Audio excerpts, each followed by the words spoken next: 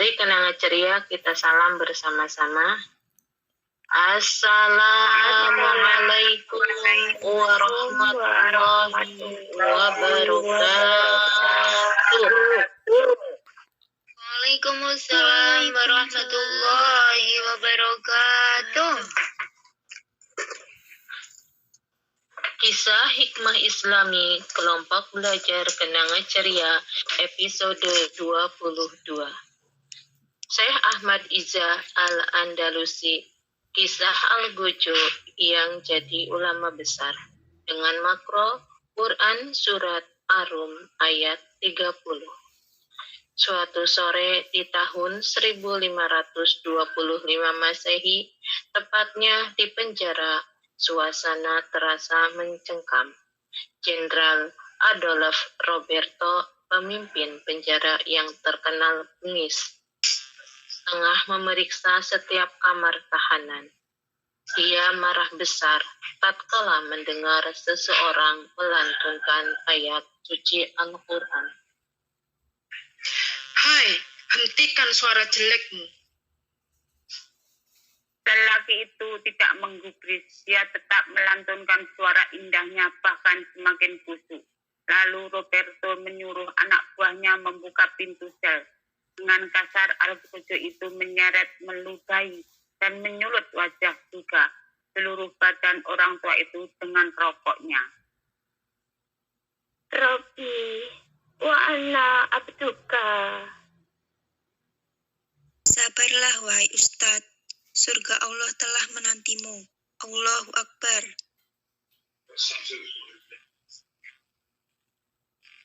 Diam kalian semua.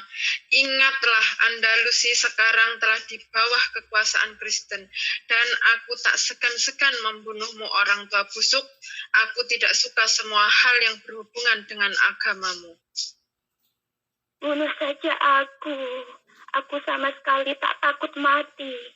Aku sudah lama merindukan Tuhanku. Allah.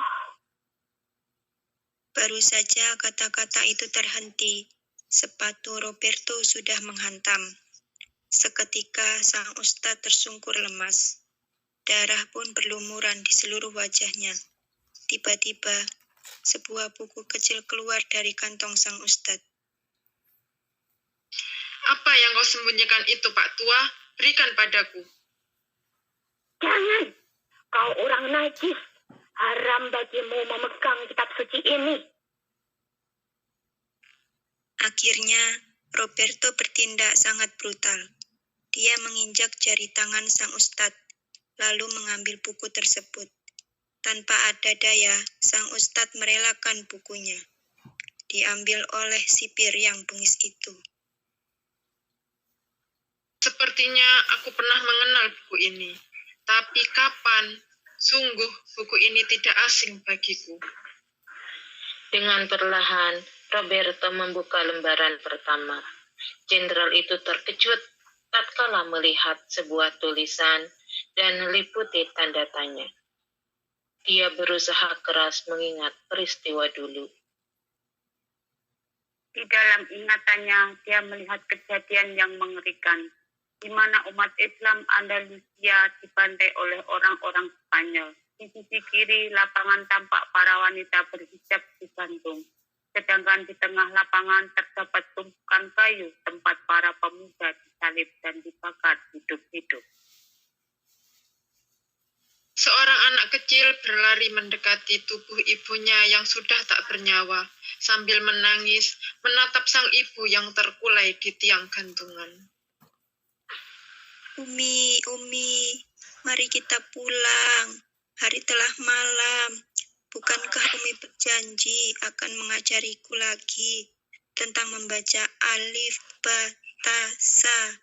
Umi, mari kita pulang, Umi. Siapa kamu, nak? Saya Ahmad Iza, sedang menunggu Umi. Hah? Siapa? Namamu coba ulang. Saya Ahmad Iza. Wajahmu tampan, tapi namamu jelek. Aku benci namamu. Mulai sekarang, ku ganti dengan nama yang bagus. Adolf Roberto. Awas, jangan kau sebut lagi namamu yang jelek. Nanti akan kubunuh. Saat tersadar, segera aku lebih Berto merobek baju sang ustad. Di jarinya tanda hitam di pusar ustad itu. Ternyata sang ustad memiliki tanda hitam persis seperti ayahnya. Ketika melihat, ia berteriak histeris. Ia memeluk sambil meminta maaf pada sang ustad, yang ternyata adalah ayah kandungnya sendiri.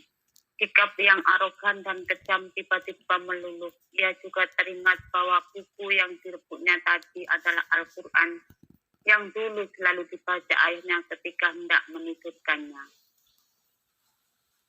Mendengar suara tangisan si sipir, sang ustadz menyadari bahwa yang ada di depannya adalah anak kandungnya, Ahmad Izzah. Ia pun menangis, masih bisa bertemu putranya setelah berpisah sekian tahun lamanya.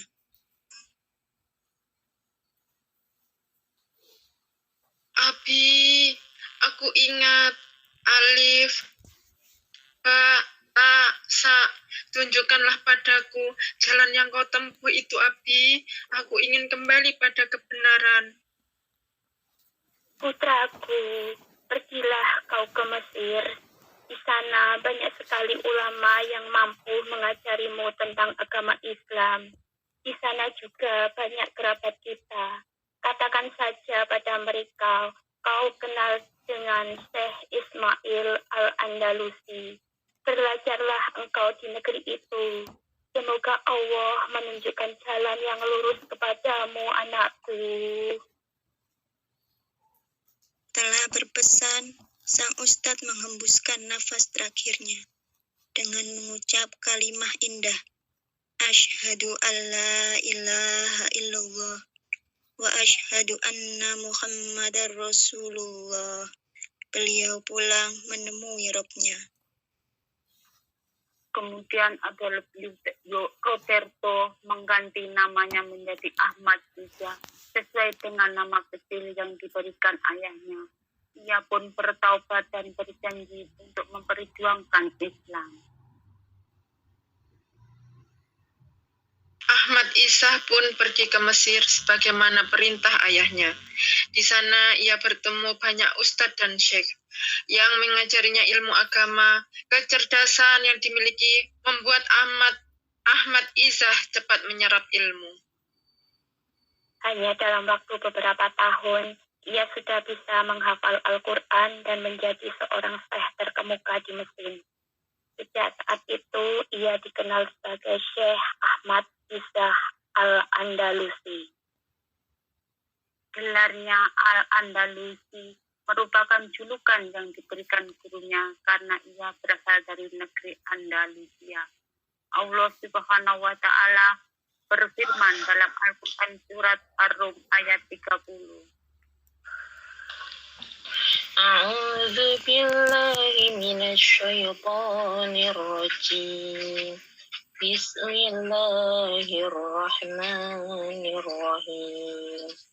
Fa'aqim wajhaka lid-dini hanifan. Fitratallahi allati fataran nasa 'alaiha. La tabdila li khalqillah. Dzalika dinul qayyim.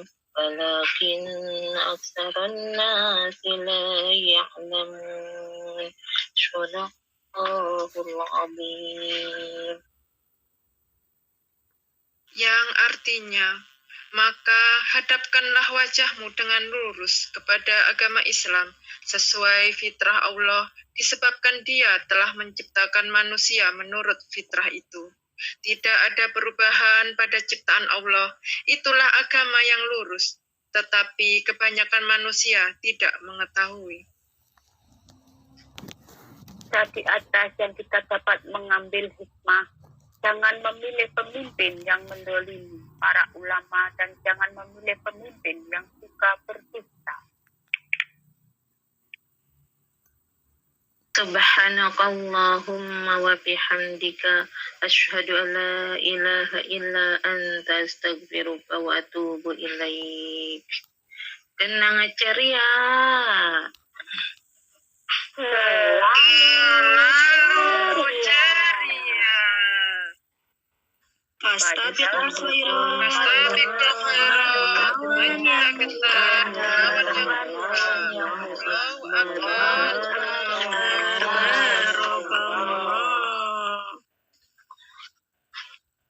Demikian tadi pengajian Christmas dari kami. Mohon maaf lahir batin, Bang Kharan. Wassalamualaikum warahmatullahi wabarakatuh. Waalaikumsalam warahmatullahi wabarakatuh.